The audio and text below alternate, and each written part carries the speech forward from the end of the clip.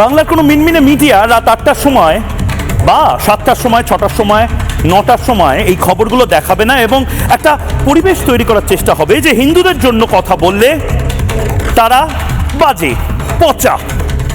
কিন্তু হিন্দুদের জন্য যদি সুখবরের দিনও হয় এবং দুশ্চিন্তার দিনও হয়, ময়ূখ চুপ থাকতে পারে না। সকাল থেকে মালেগাঁওয়ে একটি বিস্ফোরণ হয়েছিল শুক্রবার।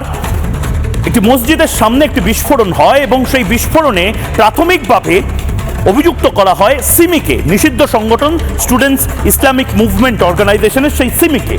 লস্করে তৈবা এবং জাকির নায়েকেরও যোগ পাওয়া যায়, এবং তারপরে কাহানি মে টুইস্ট, কংগ্রেস এবং এনসিপি রাজ্যে ছিল মহারাষ্ট্রে এবং সরকার ছিল ইউপিএ। তারা অদ্ভুতভাবে সাধ্বী প্রজ্ঞা, একজন সন্ন্যাসিনী, আপনারা চেনেন, বিজেপির প্রাক্তন সাংসদ, সাধ্বী প্রজ্ঞাকে এই কেসে ফাঁসিয়ে দেয়, এবং তার পাশাপাশি মিলিটারি ইন্টেলিজেন্সের একজন অফিসার কর্নেল প্রসাদ পুরোহিত, এই দুজনকে ফাঁসিয়ে দেওয়া হয়, তাদেরকে মারা হয়, এবং মারার পরে তাদের মুখ থেকে কিছু নাম বের করার চেষ্টা হয়। এত বছর লড়াই করার পরে আজ কোর্ট তাদেরকে বেকসুর খালাস করে দিল। এটা হিন্দুত্ববাদীদের জন্য, হিন্দুদের জন্য বিশাল বড় খবর।